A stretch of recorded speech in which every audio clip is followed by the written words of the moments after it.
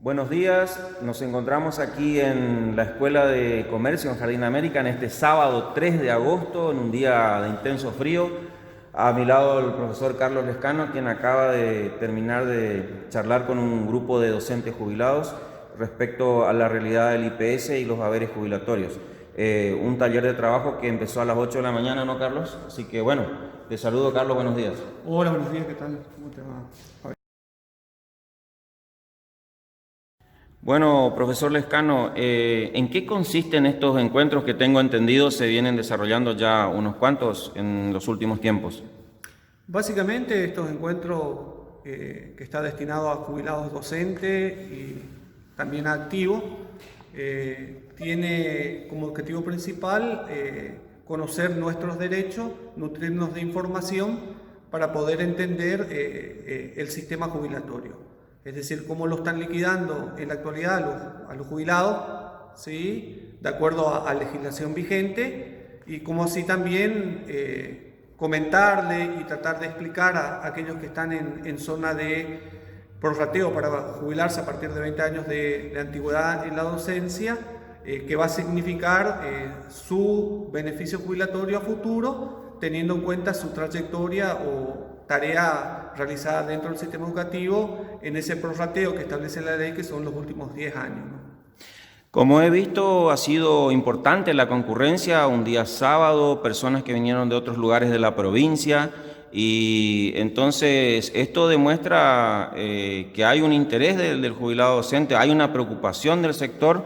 ¿Y cómo definiría, profesor, la situación actual del IPS con respecto a las liquidaciones jubilatorias? Y ahí tenemos que dividir en dos partes.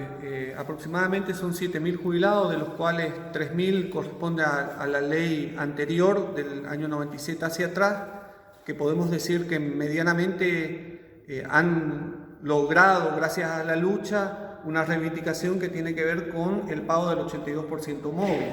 No así quienes se jubilaron del 97 hacia adelante con la modificación de la ley, porque hay interpretaciones de funcionarios del IPS que hace que, a nuestro entender, no se está aplicando la ley vigente. Sobre todo lo que tiene que ver con la cuestión de movilidad, de manera tal que en este último tiempo, más precisamente este año, estuvimos abocados a estudiar las leyes vigentes y como así también las interpretaciones que hace el IPS. En ese sentido nos hemos encontrado, la verdad que con hechos concretos y elementos que tenemos en nuestras manos, donde podemos certificar la discrecionalidad que existe en el modo de liquidar de la parte de la personal del IPS. No sabemos a qué se deben esas discrecionalidades, pero la verdad que los elementos son contundentes. Esa discrecionalidad que menciona, profesor, ¿podría darnos algún ejemplo, sin decir el nombre, por supuesto, pero por ejemplo, ¿en qué caso concreto se da a la hora de liquidar los haberes de los jubilados? Nosotros tomamos algunos elementos que tenían que ver sobre todo con la movilidad en base a los últimos adicionales remunerativos que han venido surgiendo a partir del año 2013 hacia adelante. De manera tal que quienes se han jubilado de 2013 hacia atrás, digamos, deberían ser los peores que están en cuanto a movilidad porque no se han tenido en cuenta esos adicionales. Los recientemente jubilados sí se computan esos adicionales, pero no se computan hacia adelante si hay alguna modificación de esos adicionales.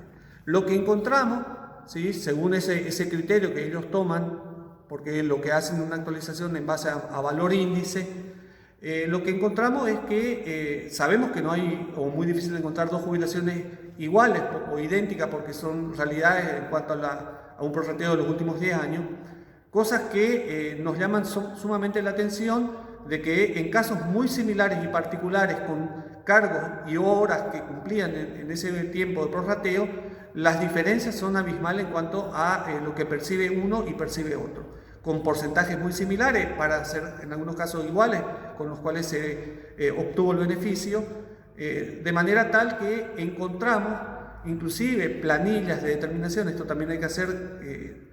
Uno de los descubrimientos que hemos tenido, que nadie sabía que existe una planilla de determinación de haber jubilatorio, donde es la base del beneficio, nos encontramos cuestiones técnicas que hacen que las interpretaciones se hagan de manera subjetiva y no en base a un sistema informático, que parece una aberración y una barbaridad que en los tiempos que vivimos un técnico que hace una liquidación de un beneficio se tenga que valer de instrumentos físicos como un decreto para poder interpretar, y esas interpretaciones lo hace de una manera para un beneficio y para otra manera otro beneficio, o un liquidador liquida de una manera y otro liquidador de otra manera.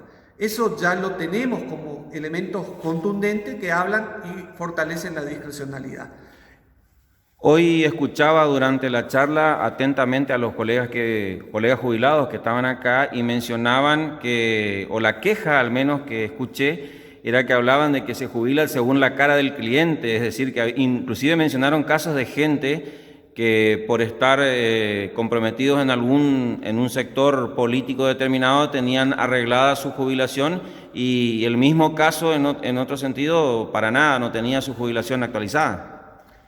Bueno, eso no es nada nuevo, es decir, moneda corriente, las prácticas de este estilo que lo vivimos soportando hace mucho tiempo, donde mucha gente, inclusive, hasta perdiendo su propia dignidad, busca un favor político en beneficio personal. Lo que nosotros buscamos desde lo colectivo, que tiene que ver con ya siendo activo y tratando de concientizar y basarnos en las cuestiones legales vigentes, va de contramano en la forma o en la práctica de hacer política en el buen sentido. Si nosotros estamos haciendo política no partidaria, pero acá hay gente que viene haciendo política y política partidaria con dávidas y con agachadas, comúnmente se conoce, lo que permite que mucha gente busque el atajo, ¿no?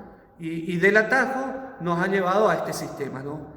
Nosotros, repudiamos esto, lo que estamos buscando es el bienestar del colectivo, pero para ello tenemos que conocer las particularidades. Es por ello que avanzamos en un sistema que nos permite hacer una actualización de la movilidad de cada jubilado según su trayecto en los últimos 10 años, y a través de eso se están haciendo presentaciones que seguramente, de no haber respuesta administrativa, terminarán siendo judicializadas, que veremos cómo continúa esto, ¿no?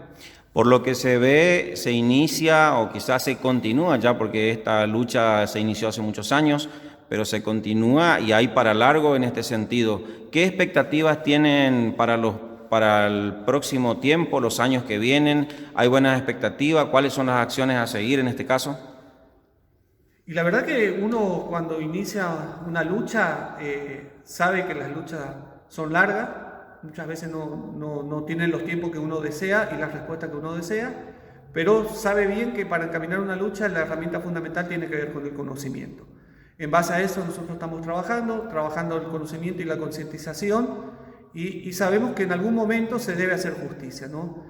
Por lo tanto somos muy optimistas, y sobre todo esa unión que estamos tratando de lograr entre el activo y el pasivo, porque ahora tenemos muchísimas más herramientas, por ejemplo, para hacer una lectura de un recibo de sueldo de un activo, para poder determinar claramente el impacto que tiene en el conjunto de los trabajadores, tanto activo como pasivo. Así que la verdad que nos hemos nutrido de herramientas. Hasta el momento no hemos tenido respuesta en términos económicos, pero sí algunas respuestas que son indicadores de que vamos en buena senda. Muy bien, profesor Lescano, muchísimas gracias.